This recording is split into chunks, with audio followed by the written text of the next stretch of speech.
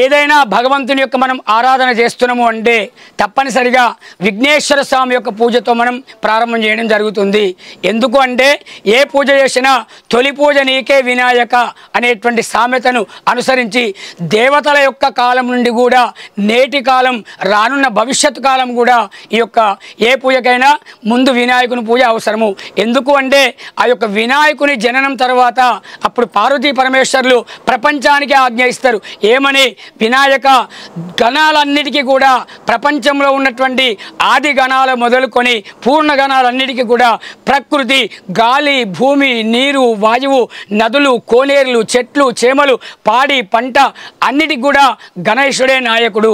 కాబట్టి ఆ యొక్క గణనాథుని కొలిస్తేనే ఆయన ఆశీర్వాదం చేత పాడి పంటలైన వ్యవసాయమైన ఏదైనా ప్రజలకు అందుబాటులో వస్తుంది. కాబట్టి ఆయనను మనం సిద్ధి బుద్ధి మనకి ఇవ్వమని కోరుతూ ఆ గణపతికి నమస్కారం చేస్తాం. కాబట్టి ఆయన పరిపూర్ణమైనటువంటి ఆ జ్ఞానదేవతను మనకు ప్రసాదిస్తే ఆ జ్ఞానం చేతనే ఇంట్లో ఇల్లాలు, భర్త, ఉద్యోగంలో, వ్యాపారంలో మన పిల్లల్ని చూసుకోవడము, వ్యవహారాలను చూసుకోవడము వినాయకుని యొక్క ఆశీర్వాదం చేతనే ఇవన్నీ నడుస్తాయి.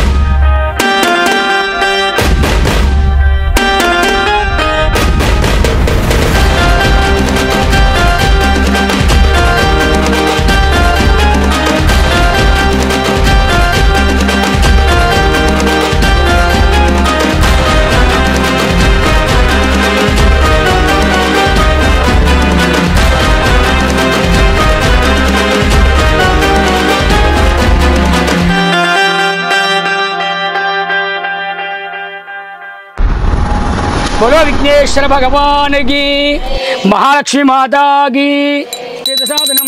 ओम गम गणपतये नमः। बोलो विघ्नेश्वर भगवान की। अंदर కూడా నమస్కారం చేయండి. విఘ్నరాజాయ నమః. ప్రార్థన పూర్వక నమస్కారాన్ తుభ్యం సంప్రదతే నమః. సకలారాధనే స్వర్చదమస్తు. తదంగా అందరూ కూడా ఇట్లా చేతులు పట్టుకోండి. దేవి అనండి. దేవి మహాలక్ష్మి సౌభాగ్య యోగ్యత సిద్ధ్యర్థం కుంకుమార్చన అనుజ్ఞాం అర్హసి.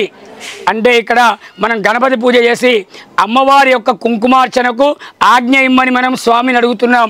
ఎందుకంటే ఎక్కడైనా ఏ పూజ చేసుకున్నా కూడా మనం తప్పనిసరిగా గణపతి పూజ చెయ్యండి, విఘ్నేశ్వరుని ఆరాధించండి, ఏ పూజ పనికిరాదు. మరి ఇది నవగ్రహ మండపం కాదు, ఇది వినాయక స్వామి యొక్క నవరాత్రుల మండపం.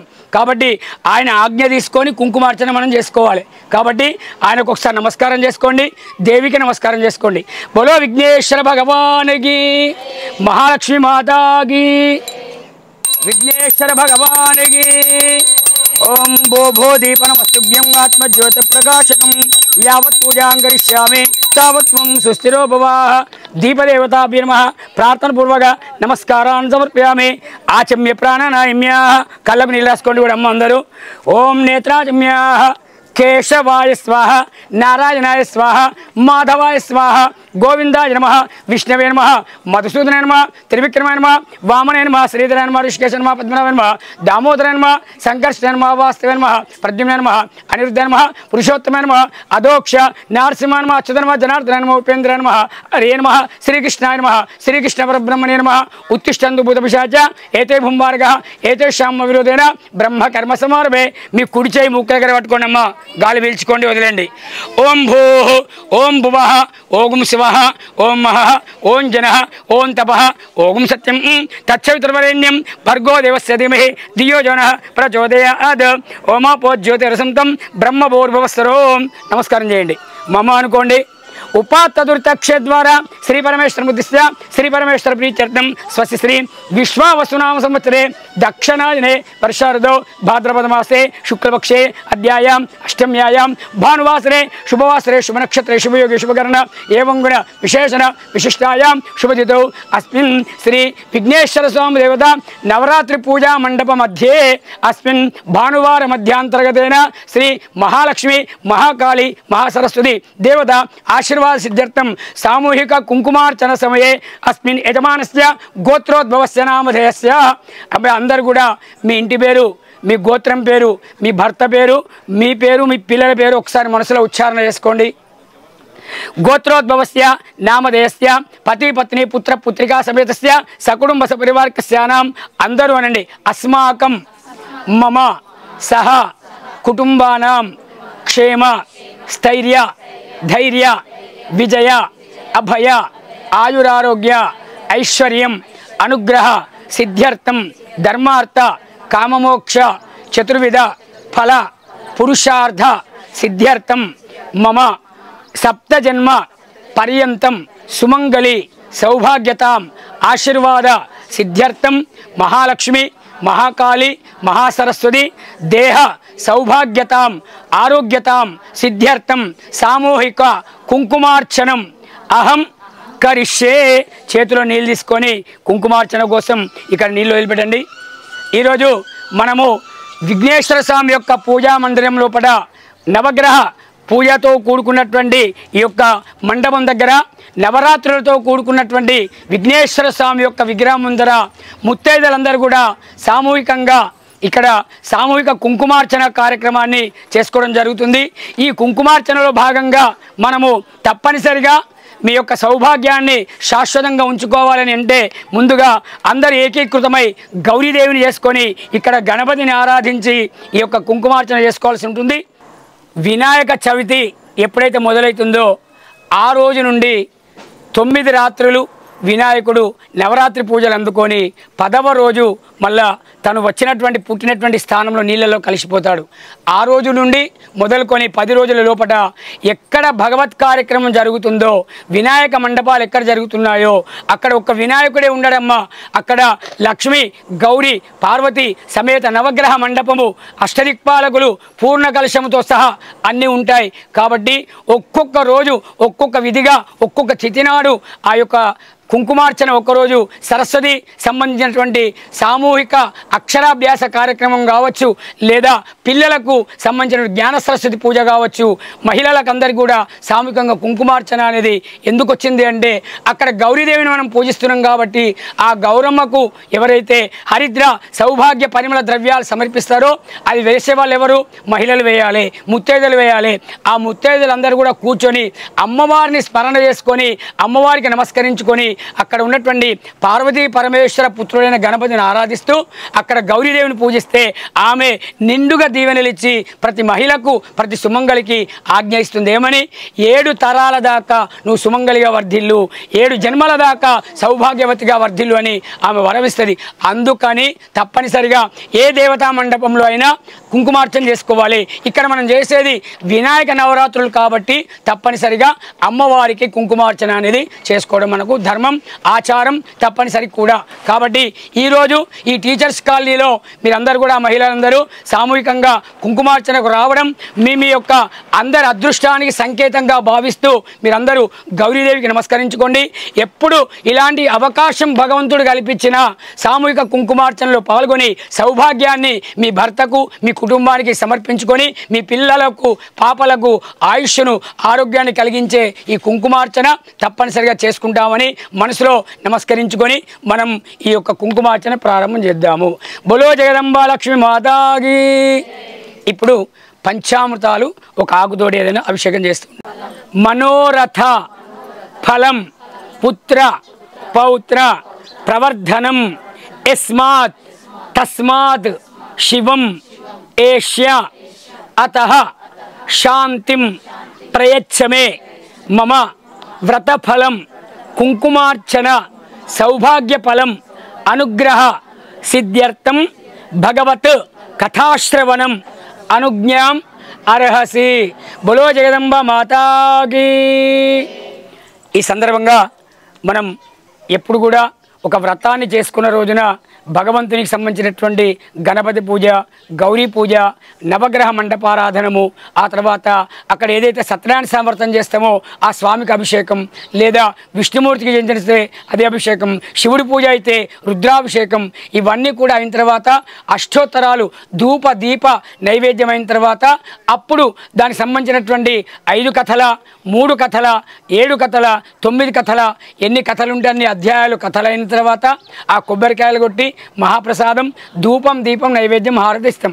ఆ విధంగా ఇప్పుడు మనందరికీ కుంకుమార్చన కార్యక్రమం మంత్రంతో సహా అయిపోయింది. ఇక్కడ భగవంతునికి సంబంధించినటువంటి ఒక వ్రత కథను విని ఆ తర్వాత ఆ కొబ్బరికాయ కొట్టి ధూపదీప నైవేద్య హారతిద్దాం. పాత్రం మదో పూర్ణం దధాది మధవ్యో సానిధి ఏకదాం బ్రహ్మణముపహరది ఏకదైవ యజమాన ఆయుస్తేజో దదాది కర్పూర ఆనంద నీరాజనస్య దీపం దర్శయామి. హిరణ్యపాత్రం మదో పూర్ణం దదాతి మధవ్యో సానిధి ఏకదాం బ్రహ్మణముపహరది ఏకదైవ యజమాన ఆయుస్తేజో దదాది కర్పూర నీరాజన దీపం దర్శయామి. క్షమాపణ పూర్వక నమస్కారాన్ని సమర్ప్యామి. బోలో జగదంబ మాతాకి. విఘ్నేశ్వర భగవానికి. నీరాజన దీపం దర్శయామి. అక్షంతలైన అమ్మవారి మీద కాత్యాయనాది విద్మహే కన్యాకుమారి ధీమహి తన్నో దుర్గి ప్రచోదయాత్ మహాదేవ్యే చ విద్మహే విష్ణుపత్ని ధీమహి తన్నో లక్ష్మీ ప్రచోదయాత్. ఈశాన సర్వవిద్యానాం ఈశ్వరః సర్వభూతానాం బ్రహ్మాధిపతిర్ బ్రహ్మణోధిపతిర్ బ్రహ్మ శివో మే అస్తు సదాశివం. సువర్ణ దివ్య వేదోక్త మంత్ర పుష్పాంజలిం సమర్ప్యామి. పూలు అక్షంతలే దండం పెట్టండమ్మ. క్షమాపణ పూర్వక నమస్కారాన్ని సమర్ప్యామి. సకలారాధనే సర్చనమస్తు అష్టార్ఘ్య సంపూర్ణార్చనమస్తు. ఇప్పుడు ఆ కంకణం చేతుల పట్టు.